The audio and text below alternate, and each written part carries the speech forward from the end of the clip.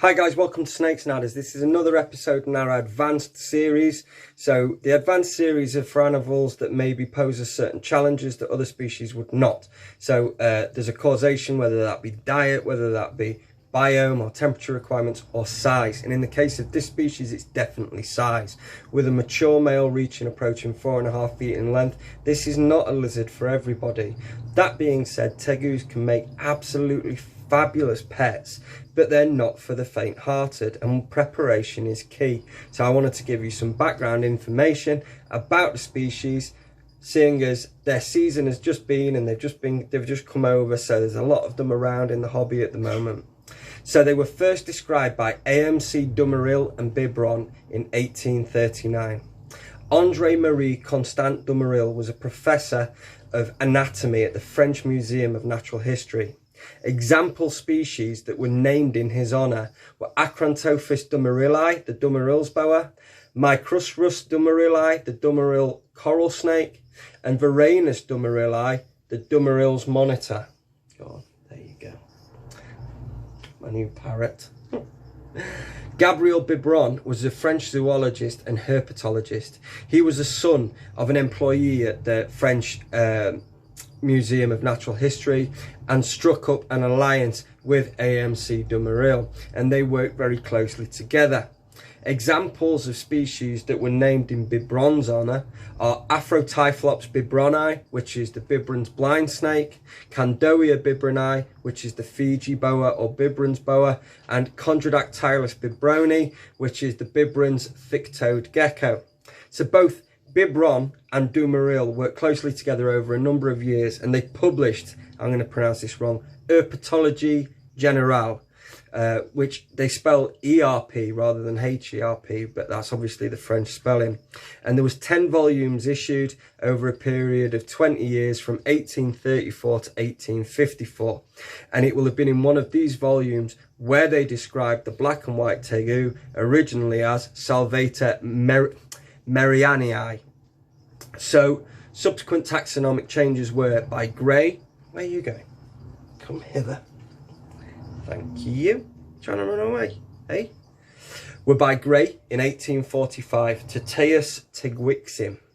Then by Boulanger in 1885 to Tupinambis teguixim. Then Dirksen and De La Riva in 1999 to Tupinambis merianae, where they stayed until finally Harvey resurrected Salvator and merianae in 2012, and they were reclassified thus. For a long time, black and white tegus were grouped in with Tupinambis tegus erroneously. Studies demonstrated that the northern tegu populations, which is Tupinambis, were distinct from the southern tegu populations, which were Salvator. The differences are very pronounced in temperament too. Generally, Tupinambis, which is the gold tegu, or the Colombian black and white tegu, Christ, they can be a real handful, really aggressive and really skittish. Whereas Salvator, whether it's Salvator merianae, which is this one, or rufescens, which is the red, they tend to be a lot more placid, a lot more easy to work with, and they are a larger, more robust lizard generally as well. Both Salvator and Tupinambis belong to a family of lizards called Teidae. This collective is sometimes referred to as the whiptails or the race runners. You're going to get a wriggle on now, are you? I don't blame you. You've done well so far, though, haven't you? Eh? So they're referred to, as the whiptails and race runners. And Teidae is subsequently split into two subfamilies. Teinae, which contains the smaller and more delicate genera such as Amoeba, the jungle runners, Aspidocelis, the North American whiptails, and Nemidophorus, got silent C at the beginning.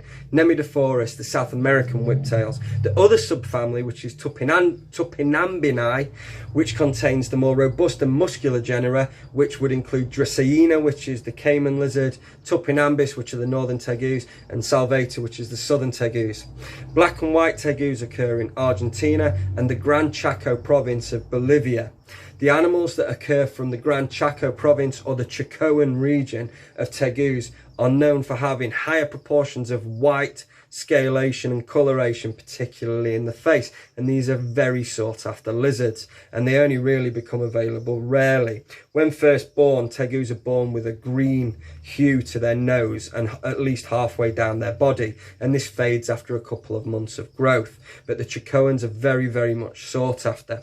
There's a natural variance in the biome that these animals can occupy, and this harks to just how robust and adaptable the species is, whether that's from rainforest to grassland to semi-desert regions.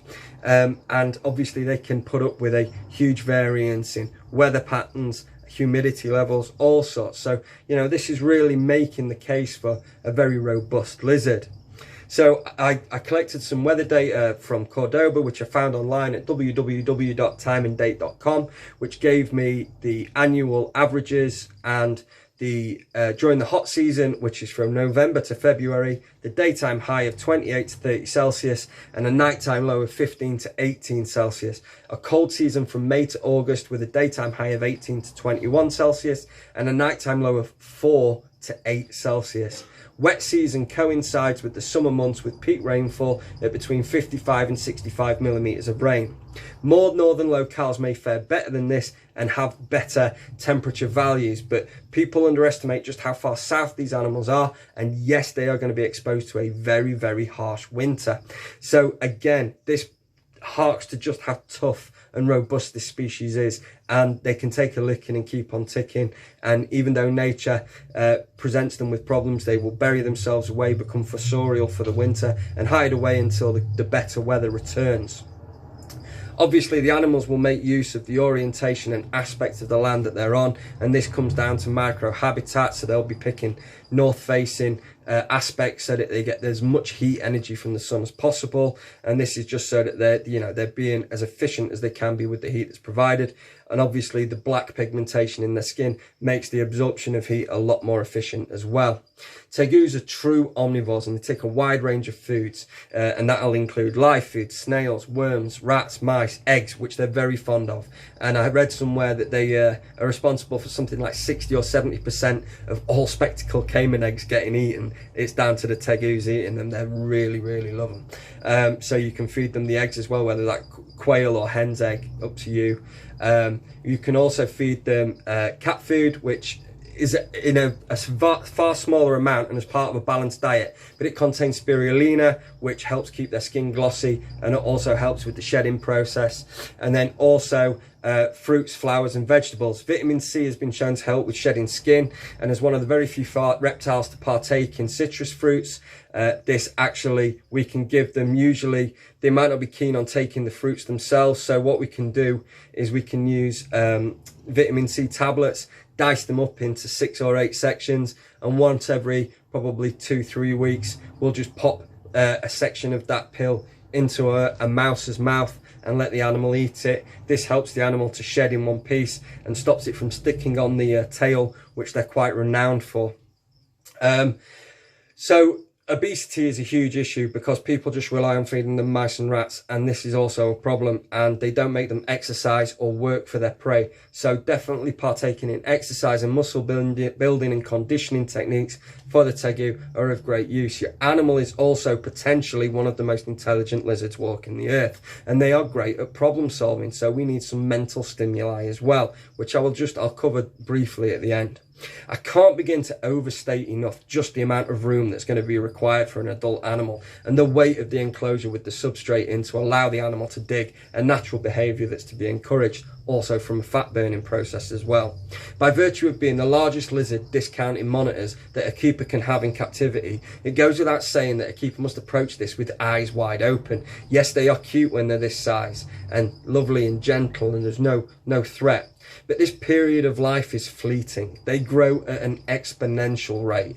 High UV output is definitely needed with T5 systems, or maybe even mercury vapor lights for adults in the bigger enclosures, with surface temperatures for basking approaching 40 degrees and a warm end air temperature of 35 to 38 Celsius. cooling off considerably across the vivarium's length so the animals can move away to cool down and thermoregulate as they require. A balanced diet with some energy burn cost is being encouraged to keep muscle mass and dexterity up.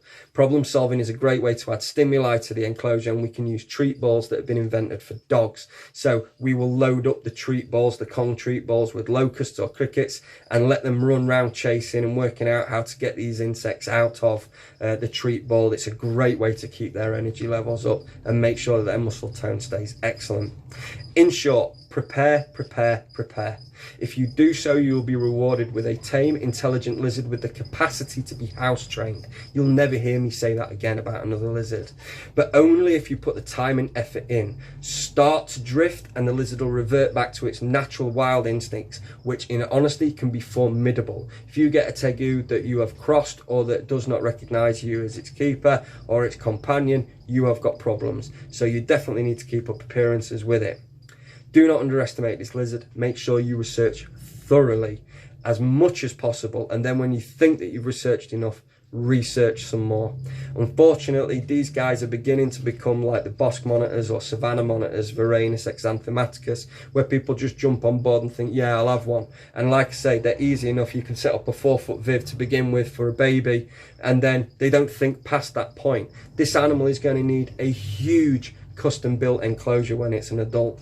And as much as we've made lip service to the fact that they can be housebroken and house trained, this animal requires basking temperatures as discussed at 36, 38, 40 degrees. So a Sheffield living room isn't quite what it requires. So it's a kind of a moot point. Yes, they can come out for a while for exercise around the house, but the animal should be returned to its vivarium post haste to make sure its immune system stays strong. Keep watching the videos. We'll keep coming through with more videos and more information.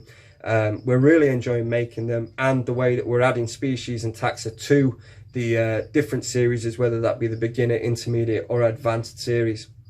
We'll see you all again soon. From Chaz and Paul at Snakes and Adders, peace.